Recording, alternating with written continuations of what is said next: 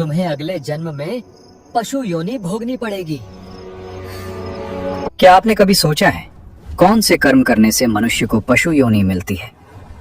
किस पाप के कारण अगला जन्म कुत्ते का होता है?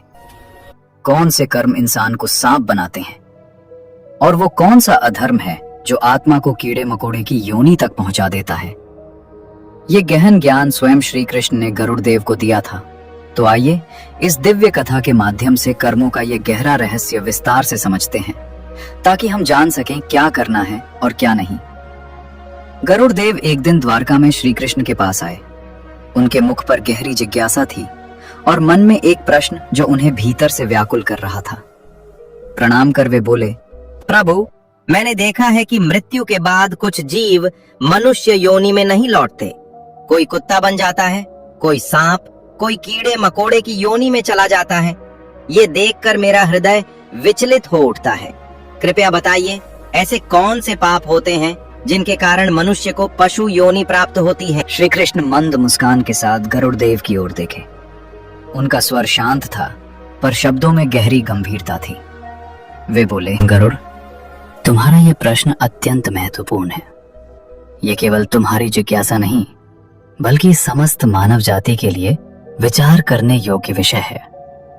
कर्म का फल सूक्ष्म होता है और उसे समझना सरल नहीं। थोड़ा ठहर कर श्री कृष्ण ने आगे कहा, इसका उत्तर मैं तुम्हें सीधे नहीं, बल्कि एक कथा के माध्यम से दूंगा। ये कथा हर उस मनुष्य के लिए कल्याणकारी होगी जो अपने कर्मों और उनके परिणामों को समझना चाहता है। इतना कहकर श्री कृष्ण कथा आरंभ करने लगे और गरुड़ देव ध्यान पूर्वक सुनने लगे। बहुत ही समय पहले की बात है। एक शांत और हरियाली से भरे गांव में एक ब्राह्मण रहता था। उसका घर सादा था, पर उसमें संतोष और शांति का वास था। ब्राह्मण वेदों और शास्त्रों का गहरा ज्ञान रखता था। उसका जीवन नियम, संयम और धर्म के मार्ग पर चलता था। उसके साथ उसकी पत्नी रहती थी, जो स्वभाव से अत्यंत सरल, पवित्र और धर्मपरायण थी। दोनों का जीवन एक दूसरे के सम्मान और समझ पर टिका हुआ था। ब्राह्मण की पत्नी प्रतिदिन प्रातः ब्रह्म मुहूर्त में उठती, स्नान करके स्वच्छ वस्त्र धारण करती और सबसे पहले तुलसी के पौधे में जल अर्पित करती। दीप जलाकर वह ईश्वर का स्मरण करती और पूरे मन से प्रार्थना करती। उसके लिए यह केवल एक नियम नहीं था, बल्कि श्रद्धा से भरा हुआ भाव था। घर के हर काम में उसका मन लगा रहता और वह बिना किसी शिकायत के अपने कर्तव्यों का पालन करती। उनके घर में धन, अन्न और सम्मान की कोई कमी नहीं थी। गांव के लोग ब्राह्मण का आदर करते थे और कठिन समय में उससे सलाह लेने आते थे। पर एक कमी थी जो दोनों के हृदय में चुपचाप पीड़ा बनकर रहती थी। उनके घर में कोई संतान नहीं थी। विवाह के कई वर्ष बीत गए थे, पर सूना आंगन उन्हें भीतर से कचोपता रहता। एक दिन संध्या के समय ब्राह्मण अपनी पत्नी के पास आकर बोला, मैंने जीवन में जो कुछ पाया है वो सब ईश्वर की कृपा से है, पर मन के किसी कोने में ये अभाव बार बार उभर आता है। क्या हमने कहीं कोई त्रुटि की है जो हमें ये सुख नहीं मिला? पत्नी ने शांत स्वर में उत्तर दिया, स्वामी, ईश्वर जो करता है वह हमारे कल्याण के लिए ही होता है।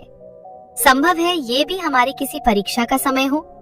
हमें धैर्य नहीं छोड़ना चाहिए और प्रार्थना करते रहना चाहिए। इसके बाद दोनों ने और अधिक नियम पूर्वक ईश्वर की उपासना आरंभ की।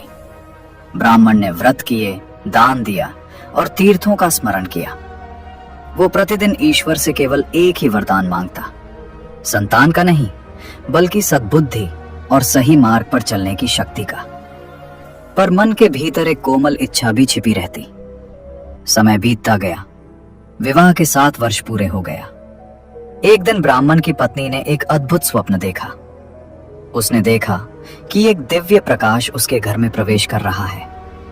वो घबरा कर उठी, पर उसके मन में एक अजीब सी शांति थी। कुछ ही दिनों बाद उसने ब्राह्मण को यह समाचार दिया कि वो गर्भवती है। ब्राह्मण की आंखों में उस दिन आंसू थे, पर वे आंसू दुख के नहीं, कृतज्ञता के थे। वो बोला, लगता है ईश्वर ने हमारी प्रार्थना सुन ली। अब हमारा कर्तव्य और भी बढ़ गया है। हमें इस आत्मा को सही संस्कार देने होंगे। समय आने पर उनके घर एक पुत्र का जन्म हुआ। पूरा घर आनंद से भर गया। वर्षों से सूना पड़ा आंगन बालक की किलकारियों से गूंज उठा। ब्राह्मण और उसकी पत्नी उस बालक को देखकर थकान और पीड़ा सब भूल गए। उनके लिए वो बालक केवल संतान नहीं, ईश्वर का प्रसाद था। ब्राह्मण बालक को गोद में लेकर अक्सर कहता, मैं चाहता हूँ कि मेरा पुत्र बड़ा होकर वेदों और शास्त्रों का ज्ञाता बने और धर्म के मार्ग पर चले, जैसे हमारे पूर्वज चले हैं। यदि उसके हृदय में करुणा और सत्य होगा तो ज्ञान अपने आप उसके पास आएगा। हमें उसे प्रेम और सही उदाहरण देना होगा। ब्राह्मण स्वभाव से अत्यंत दयालु था। प्रतिदिन प्रातः वो एक गाय को रोटी खिलाए बिना भोजन नहीं करता था। उसे लगता था कि ये उसका धर्म है। गांव की गलियों से गुजरते समय यदि कोई कुत्ता, बिल्ली या पक्षी उसे दिख जाता तो वो रुककर उसे कुछ न कुछ खाने को अवश्य देता। ये सब वो दिखावे के लिए नहीं, बल्कि भीतर की करुणा से करता था। एक दिन एक पड़ोसी ने उससे कहा, आप इतना दान करते हैं, हर जीव का इतना ध्यान रखते हैं, क्या आपको कभी ये बोझ नहीं लगता? ब्राह्मण ने शांत भाव से उत्तर दिया, यदि किसी भूखे को देखकर भी हृदय न पिघले तो ज्ञान और धर्म का क्या अर्थ रह जाता है। उसका पुत्र धीरे धीरे बड़ा होने लगा। ब्राह्मण उसे अपने साथ बैठाकर वेदों की ध्वनि सुनाता, मंत्रों का उच्चारण करवाता और साथ ही जीवन के छोटे छोटे संस्कार भी सिखाता। वो उसे केवल पुस्तक का ज्ञान नहीं, व्यवहार का ज्ञान देना चाहता था। बालक भी पिता की बातों को ध्यान से सुनता और उनके कार्यों को देखता। एक दिन बालक ने पिता से पूछा, पिताजी, आप हर जीव को भोजन क्यों देते हैं? वे तो बोल भी नहीं सकते। ब्राह्मण ने उसके सिर पर हाथ रखते हुए कहा, बेटा, वे बोल नहीं सकते पर पीड़ा तो महसूस करते हैं। जो दूसरों की पीड़ा समझता है वही सच्चा मनुष्य होता है। समय अपनी गति से आगे बढ़ता रहा। वही बालक जिसे कभी पिता के शब्दों में सत्य और करुणा के बीज मिले थे, अब किशोरावस्था पार कर युवावस्था की दहलीज पर खड़ा था। उसके भीतर की जिज्ञासा अब संयमित नहीं रही। गांव से बाहर की दुनिया, नए लोग और नई आदतें उसे अपनी ओर खींचने लगी। धीरे धीरे वो ऐसी संगत में पड़ गया जहां न तो धर्म का मान था और न ही संस्कारों की कदर। आरंभ में परिवर्तन बहुत सूक्ष्म था। वो पिता के साथ वेद पाठ में कम बैठने लगा, पूजा के समय बहाने बनाने लगा, माता की कही बातें उसे बोझ लगने लगी। ब्राह्मण ये सब देख रहा था, पर उसने धैर्य नहीं छोड़ा। उसे विश्वास था कि पुत्र अपने मार्ग से भटक तो रहा है, पर लौट आएगा। एक दिन ब्राह्मण ने शांत स्वर में पुत्र से कहा, बेटा, मैं देख रहा हूँ कि अब तुम्हारा मन न अध्ययन में लगता है न साधना में। बताओ, क्या तुम्हें कोई कष्ट है या हमसे कोई भूल हो गई है? पुत्र ने उपेक्षा से उत्तर दिया, पिताजी, आप हर बात को धर्म और नियम से क्यों जोड़ते हैं? आज की दुनिया अलग है। हर समय ग्रंथों में डूबे रहना जीवन नहीं होता। मुझे अपने तरीके से जीना है। माता ये सुनकर व्यथित हो उठी। चिंता के साथ बोली, बेटा, अपने तरीके से जीना गलत नहीं है, पर सही और गलत का भेद जानना भी आवश्यक है। हम तुम्हें रोक नहीं रहे, बस तुम्हें गिरने से बचाना चाहते हैं। पर पुत्र के कानों पर जैसे जूं तक नहीं रेंगती थी। अब वो देर रात तक घर से बाहर रहने लगा। उसके नए मित्र उसे गांव के बाहर ले जाते, जहां नशा और मांस का सेवन आम बात थी। वही पुत्र जो कभी गाय और पक्षियों को प्रेम से देखता था, अब उन बातों को हंसी में उड़ा देता। एक रात वो नशे में झूमता हुआ घर लौटा। उसके वस्त्र अस्त व्यस्त थे और आंखों में मदिरा की लाली साफ दिख रही थी। ब्राह्मण ने यह दृश्य देखा तो उसका हृदय कांप उठा। उसने कठोर शब्द नहीं कहे, पर स्वर में गहरी पीड़ा थी। बेटा, यह मार्ग तुम्हें कहाँ ले जाएगा? मैंने तुम्हें सत्य और संयम सिखाया था। तुम्हारे कर्म केवल तुम्हें ही नहीं, पूरे वंश को प्रभावित करेंगे। पुत्र हंस पड़ा और बोला, पिताजी, आप पुरानी बातों में जीते हैं। जीवन एक बार मिलता है, अगर अपने मन से न जिया तो ऐसे जीवन का क्या अर्थ? उसकी बातों ने माता पिता के हृदय को जैसे चीर दिया। फिर भी वे मौन रहे। उन्हें लगा कि क्रोध से नहीं, प्रेम से बात बन सकती है। पर समय के साथ पुत्र का व्यवहार और कठोर होता गया। वो अब माता पिता की बातों का खुलकर अपमान करने लगा। जब भी उसे समझाया जाता, वो ताने देता और घर से बाहर निकल जाता। एक दिन उसके मित्रों के बीच बातचीत हो रही थी। एक मित्र ने संकोच से कहा, तुम्हारे पिता तो गांव में पवित्रता और धर्म के प्रतीक माने जाते हैं। तुम ये सब करते हो, तो तुम्हें कभी अपराध बोध नहीं होता? तुम्हारे पिता तो गांव में पवित्रता और धर्म के प्रतीक माने जाते हैं। तुम ये सब करते हो तो तुम्हें कभी अपराध बोध नहीं होता? पुत्र ने मदिरा का पात्र उठाते हुए उत्तर दिया, पिता का जीवन उनका है, मेरा जीवन मेरा है। मैं उनकी तरह बनकर अपनी जवानी नहीं गंवाना चाहता। उसकी हंसी में घमंड था और आंखों में अहंकार। वो ये भूल चुका था कि स्वतंत्रता और उच्छृंखलता में अंतर होता है। उधर घर में माता हर रात दीपक के सामने बैठकर प्रार्थना करती। उसके शब्द मौन होते पर आंसू बहुत कुछ कह जाते। एक संध्या ब्राह्मण ने अंतिम बार प्रयास करने का निश्चय किया। उसने पुत्र को अपने पास बैठाया और गंभीर स्वर में बोला, मैं तुम्हें आदेश नहीं दे रहा, केवल अनुभव की बात कह रहा हूँ। जो कर्म आज सुख देते लगते हैं वे कल पीड़ा बनकर लौटते हैं। पुत्र ने झुंझलाकर उत्तर दिया, आप हमेशा भविष्य की बातें करते हैं। मैं वर्तमान में जीता हूँ। मुझे उपदेश नहीं चाहिए, मुझे मेरी आजादी चाहिए। उस रात ब्राह्मण बहुत देर तक जागता रहा। उसे अपने ही कर्मों पर विचार आने लगा। क्या कहीं पालन पोषण में कोई कमी रह गई थी? क्या प्रेम अधिक था या अनुशासन कम? उसके भीतर एक अनजाना भय घर करने लगा, मानो आने वाला समय कोई कठोर परीक्षा लेने वाला हो। पुत्र अब पूरी तरह गलत संगत में डूब चुका था। मांस और मदिरा उसके लिए सामान्य हो गए थे। घर की मर्यादा, माता की ममता और पिता का तप सब उसके लिए अर्थहीन होते जा रहे थे। वो अपने कृत्यों को तर्कों से सही ठहराता, पर भीतर कहीं एक खालीपन भी था जिसे वो स्वीकार नहीं करता था। समय बीतने के साथ ब्राह्मण के पुत्र के शौक और अधिक बढ़ते चले गए। मदिरा, मांस और अय्याशी अब उसकी आदत नहीं, आवश्यकता बन चुकी थी। पर उसकी अपनी कोई कमाई नहीं थी। अब तक वो जो कुछ करता आया था पिता के धन पर ही निर्भर था। धीरे धीरे ब्राह्मण के घर का सारा संचित धन उसी की गलत आदतों में नष्ट हो गया। जो घर कभी संतोष और सादगी का प्रतीक था, वहां अब अभाव ने दस्तक दे दी। एक दिन वो फिर पिता के पास आया। उसके स्वर में विनय नहीं, अधिकार था। उसने रूखे स्वर में कहा, मुझे धन चाहिए। मेरे मित्र प्रतीक्षा कर रहे हैं। आज मुझे खाली हाथ नहीं जाना है। ब्राह्मण ने उसकी आंखों में देखा। वो समझ गया था कि ये धन किसी अच्छे कार्य के लिए नहीं मांगा जा रहा। भारी मन से उसने उत्तर दिया, बेटा, अब मेरे पास देने को कुछ भी नहीं बचा। जो था वो सब तुम्हारे शौकों में चला गया और मैं ऐसे कर्मों के लिए अब और धन नहीं दे सकता। ये सुनते ही पुत्र का क्रोध भड़क उठा। तो आपने मुझे बेसहारा छोड़ दिया। आपने कभी मेरी इच्छाओं को समझा ही नहीं। अगर धन नहीं दे सकते तो मुझे उपदेश देने का भी अधिकार नहीं रखते। माता बीच में आई। उसके स्वर में कांपती हुई पीड़ा थी। बेटा, क्रोध में ऐसा मत बोलो। हमने तुम्हारे लिए क्या नहीं किया। आज भी तुम्हें सही मार्ग पर लाने की आखिरी कोशिश कर रहे हैं। पर पुत्र पर जैसे अंधकार छा गया था। गुस्से में उसने घर का सारा मान मर्यादा भूलकर माता पिता से झगड़ा किया। कटु शब्द बोले, अपमान किया और अंत में उन्हें घर से बाहर निकाल दिया। जिस आंगन में उन्होंने उसे चलना सिखाया था, उसी आंगन से वे आज अपमानित होकर निकल पड़े। ब्राह्मण की आंखों से आंसू बह रहे थे, पर वो शांत था। उसने पत्नी का हाथ थामा और कहा, संभव है यही हमारे कर्मों की परीक्षा हो। ईश्वर जहाँ ले जाएंगे वहीं हमारा आश्रय होगा। रात के समय दोनों जंगल की ओर बढ़ते चले गए। न कोई ठिकाना, न कोई साधन। चलते चलते वे एक आश्रम पहुंचे जहां एक वृद्ध गुरु रहते थे। गुरु ने उनके चेहरे पर पीड़ा और तप दोनों को पहचाना।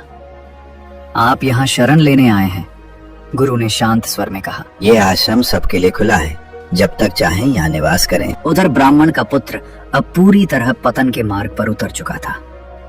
माता पिता के जाने के बाद उसके पास न धन बचा था, न कोई सहारा। पर उसके शौक कम नहीं हुए। जब मदिरा और अय्याशी के लिए धन समाप्त हो गया, तो उसने एक और घोर मार्ग चुन लिया। उसने जंगल में निर्दोष, बेजुबान पशुओं का शिकार करना शुरू कर दिया।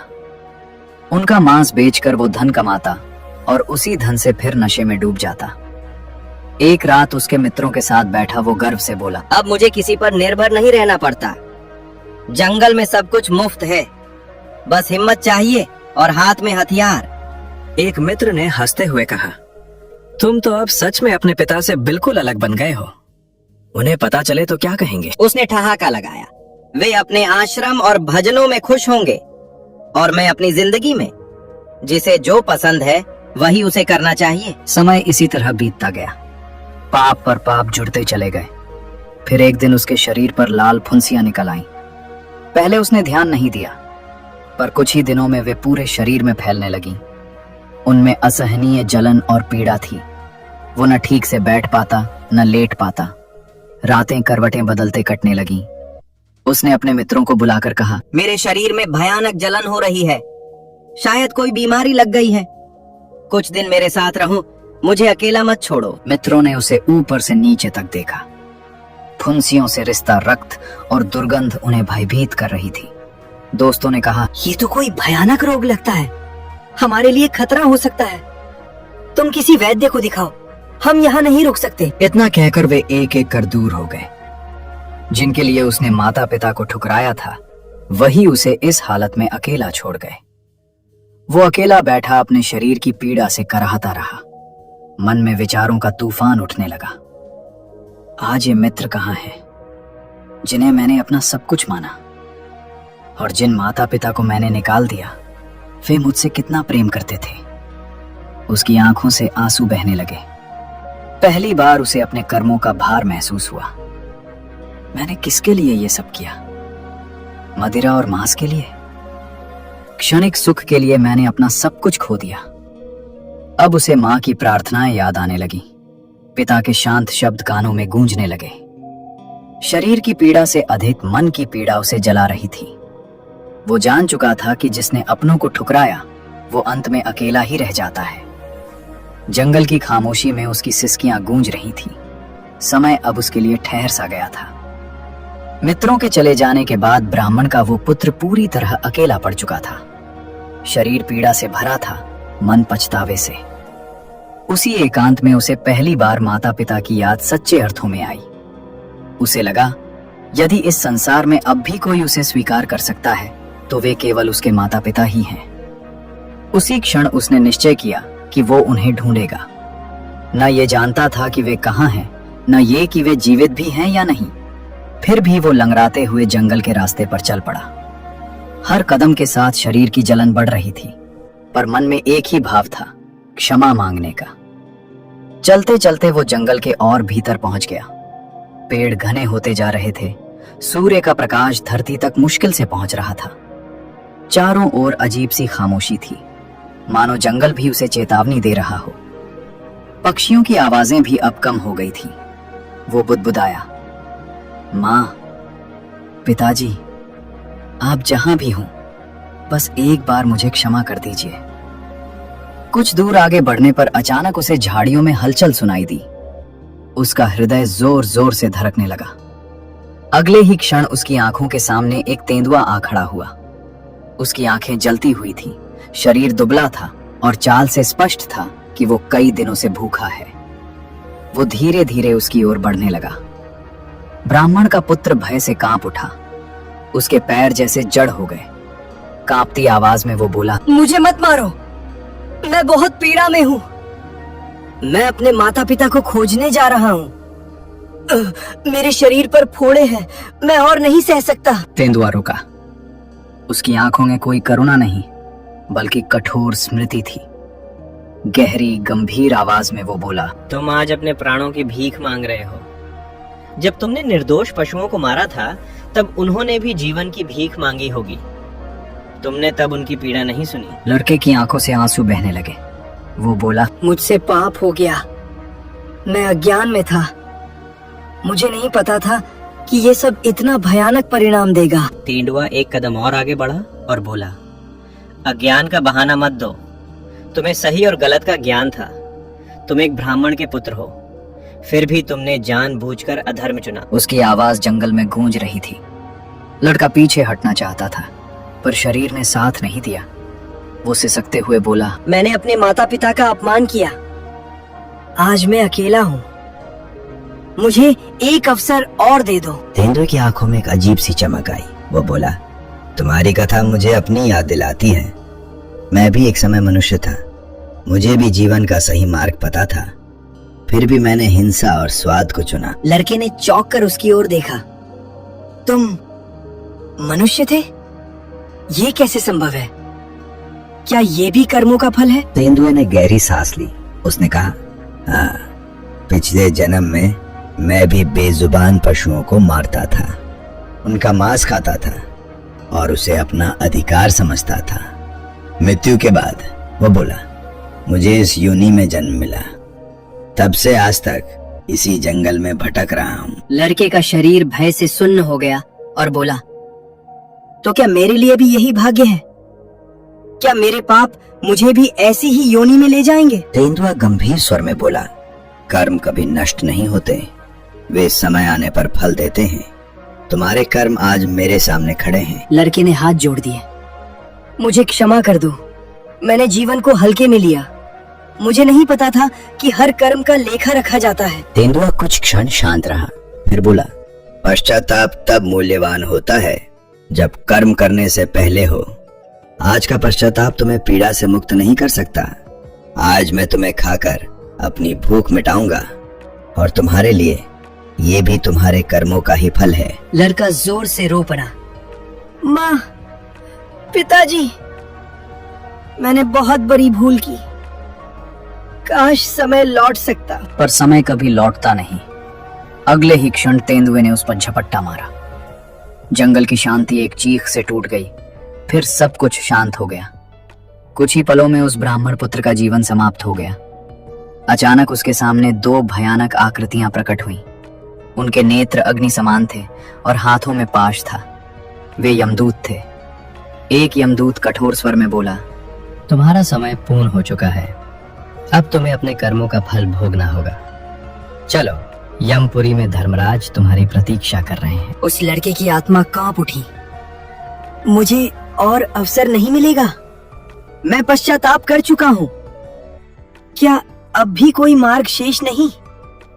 दूसरा यमदूत बोला, पश्चाताप का समय जीवन में होता है, अब तो केवल कर्मों का लेखा शेष है। वे दोनों उसकी आत्मा को साथ लेकर यमपुरी की ओर चल पड़े। मार्ग में उसने अनेक आत्माओं को देखा। कोई रो रहा था, कोई कराह रहा था, कोई मौन खड़ा था। हर चेहरे पर अलग पीड़ा थी, पर कारण एक ही था, अपने कर्म। कुछ ही समय में वे यमपुरी पहुंचे। वहां का वातावरण गंभीर था। विशाल सभागृह में धर्मराज यमराज विराजमान थे। उनके मुख पर न क्रोध था, न करुणा, केवल न्याय। उनके समीप चित्रगुप्त अपने ग्रंथों के साथ खड़े थे। यमदूतों ने प्रणाम कर कहा, महाराज, ये वही आत्मा है जिसने जीवन में अनेक अधर्म किए। इसे आपके सम्मुख उपस्थित किया गया है। यमराज ने गंभीर दृष्टि से आत्मा की ओर देखा। उन्होंने कहा, चित्रगुप्त, इसके कर्मों का पूरा लेखा प्रस्तुत करो। चित्रगुप्त ने ग्रंथ खोला। उनका स्वर शांत था, पर शब्द कठोर सत्य से भरे थे। ये आत्मा एक धर्मनिष्ठ ब्राह्मण की संतान थी। इसे सही और गलत का पूर्ण ज्ञान प्राप्त था, फिर भी इसने जानबूझकर अधर्म का मार्ग चुना। उन्होंने आगे बढ़ा, माता पिता का अपमान किया, उनके धन को नशे और विलास में नष्ट किया, निर्दोष पशुओं की हत्या कर मांस का व्यापार किया। पश्चाताप देर से किया, जब फल सामने आ चुका था। आत्मा सिर झुकाए खड़ी थी। महाराज, वो बोली, मैंने बहुत बड़ी भूल की। मैं स्वीकार करता हूं कि मेरे कर्म गलत थे। मुझसे जो भी दंड हो, मैं उसे सहने को तैयार हूं। यमराज का स्वर गूंजा, न्याय स्वीकार करना धर्म की पहली सीढ़ी है, पर यह तुम्हारे कर्मों को मिटा नहीं सकता। हर कर्म का फल भोगना ही पड़ता है। उन्होंने कुछ क्षण मौन रखा, फिर बोले, तुमने जीवन में बेजुबान प्राणियों को पीड़ा दी।